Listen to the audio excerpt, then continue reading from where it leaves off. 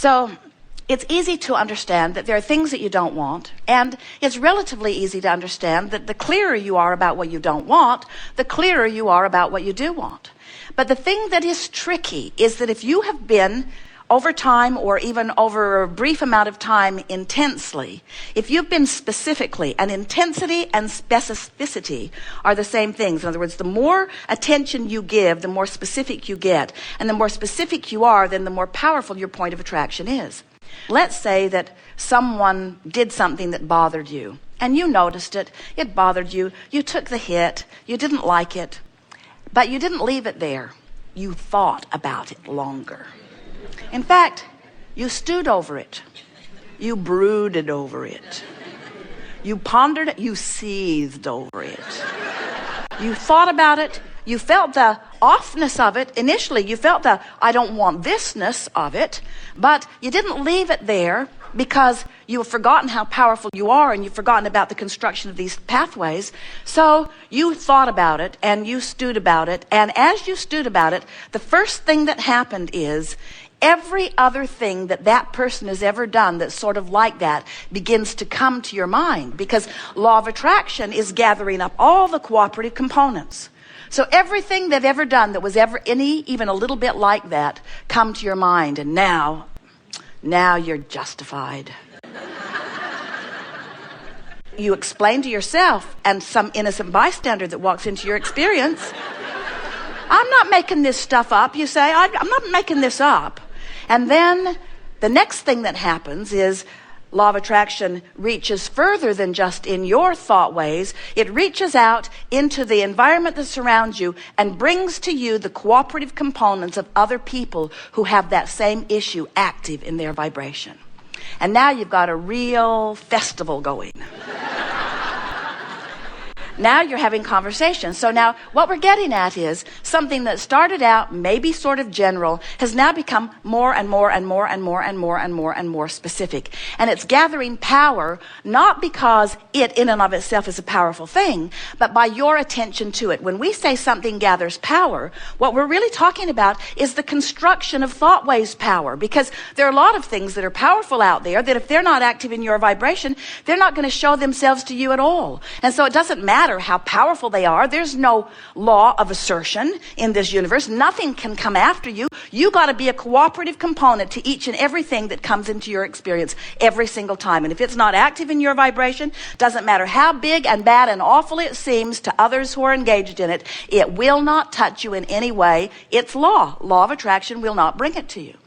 So you've got this active thing going on, and as it's active, you're feeling it, and the more you think about it, the more specific it gets. So here's the thing that we want you to hear. You started out with a sort of general negative thing, but because you were not diligent about your thought, or maybe even knowledgeable about the power of your thought, you focused on it, and you got increasingly specific about this thing that you do not want. And as you got increasingly specific about this thing you do not want, it gained power. It gained attraction power to you. So now you really know what you don't want. So then some bright-eyed, bushy-tailed, non-physical source energy shows up in your experience and says, you create your own reality. And you really want to think about what you want. And when you know what you don't want, you know what you do want. And if you've got something really specifically, therefore really powerful going on in your experience, your response to us is you would like to punch our lights out, because you can't all of a sudden get specifically positive when you've been specifically negative. So the point that we're making, that we really want you to hear, is you constructed a pathway that's really dishing out the goods to you. And the more it dishes them out, the more justified you feel in talking about them, in explaining them, in observing them, in blogging about them, in going to those intervention places about them. In other words, the more you don't want it, the bigger it gets. The bigger it gets, the more it comes. The more it comes, the more you give your attention to it. The more you give your attention to it, the bigger it gets. The bigger it gets, the more it comes, because you've built the pathways. So what we're suggesting is that rather than letting an unwanted event train your vortex, train your vibration away from the vortex, train your vibration into compliance with unwanted things, where you just sort of go along with it because it's happening. We want you to be aware that you have the power of focus. And we want you to be aware that when you know what you don't want a little bit, you put its equivalent in your vortex. So when you sort of don't want something, you sort of want something, and that sort of wanted thing goes into your vortex. It's equivalent. It's the specifics of what you do want are equivalent to the specifics of what you don't want, and other way around. So we want to say to you, you can let unwanted things train your vibration into a match with what you don't want, and law of attraction will show you the evidence of where you are.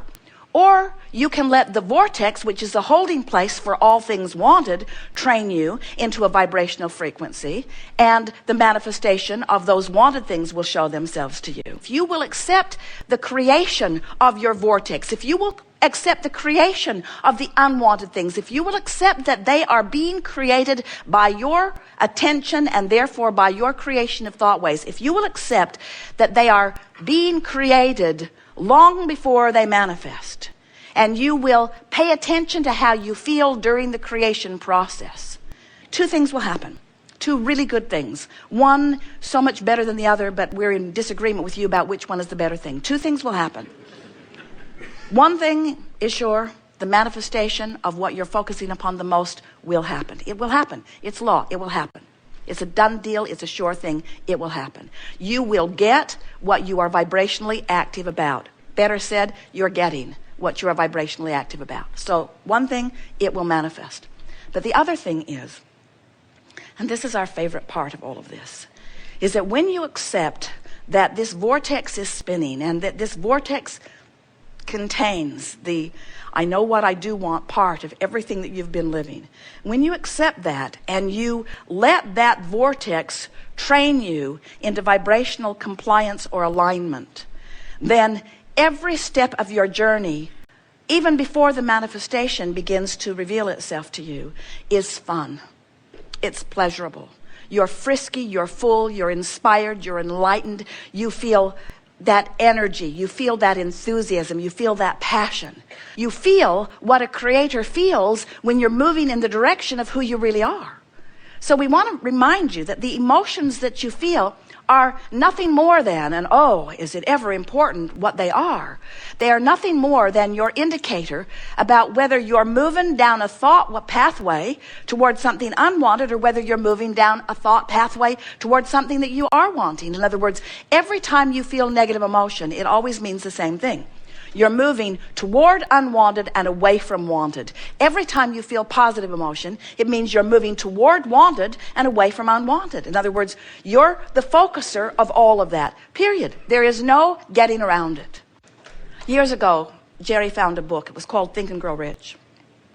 As he read it, he felt on fire about it because it taught him things that he did not consciously know that he knew. And as he read the book, it left many questions for him.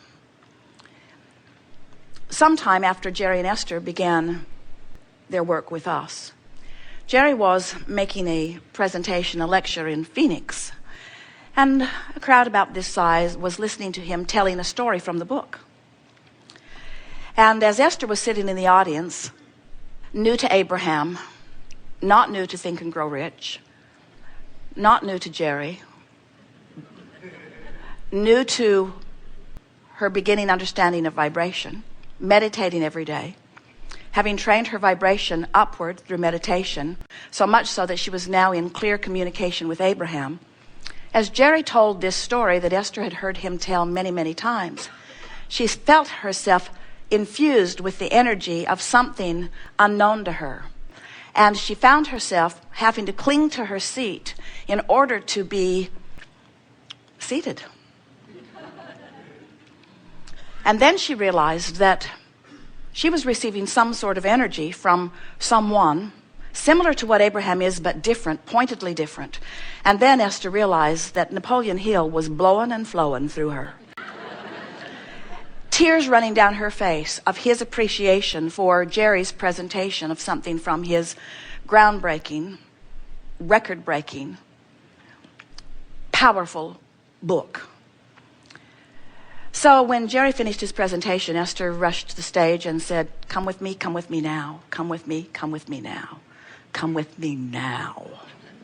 And she dragged him to the car in the parking lot, where Jerry sat and visited for an hour or more with Napoleon Hill. Jerry said, I've loved your book. It was transforming for me. He said, I know. Jerry said, if you were to do something different now, what would you do? He said, I would explain where it came from. I would talk more about infinite intelligence. I would talk about vibration. I would explain the vibrational dynamics of creation. Jerry said, why didn't you? He said, I did, but they wouldn't publish it.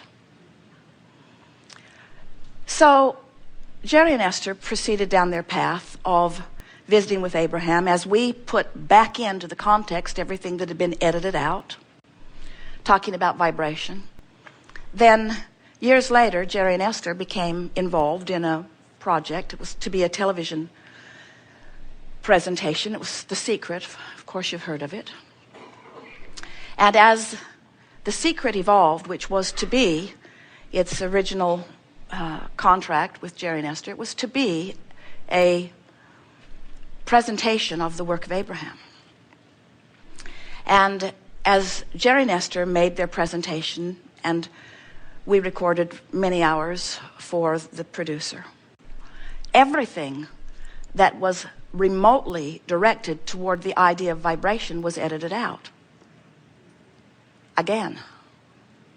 Because this physical world that you live in apparently doesn't want to know about your vibrational root. But in your unwillingness to explore the vibrational beingness that is you, you miss everything that matters. If you aren't willing to address yourself as an extension of the vibration of that which is source, then you have no way of knowing what your relationship is with that source that is within you. In other words, if you don't have some central vibrational frequency that you are tuning yourself to, you have no guidance system. And it is so interesting that every person on the planet, every animal on the planet, everyone who exists in this physical form, every one of you have emotions that are your indicator of the vibrational frequency between what you have evolved to, what's in your vortex, who the source within you is, what the current vibrational state of every single thing that you've expanded to is, and where you stand in this minute with the thought that's active in your mind right now. So when you're focused upon something that is unpleasant to you and you feel that negative emotion within you, that's your indicator that while you certainly have the free will to explore it, and while it is certainly all right with everyone who exists for you to activate a vibration within you, no matter what it is, that negative emotion that you feel is your indicator that you are off the signal of that which you have evolved to. You're off the beam of who you really are. So then, years after that, Jerry is in Salt Lake City. Esther is there visiting family. And Jerry is in the bookstore and he sees the strangest looking, old-fashioned, funny cover on a book. Think and Grow Rich, it says. Original manuscript. Jerry's heart is beating fast as he snatches it from the shelf. He buys it, and then he buys the version that he had been reading through the years, took it back to his hotel room, and while Esther is visiting with family day after day, Jerry is in the hotel room going through the book line by line by line, marking what's in each book. And when he was finished, he discovered all of those missing pieces that had been edited out of the original manuscript put back in.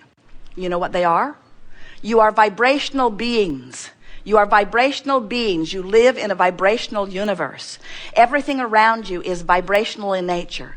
And the only way that you can ever sort it out is by being aware of what the vibration is that's going on. In other words, we have through the years taken the subject of vibration light years beyond where it was then.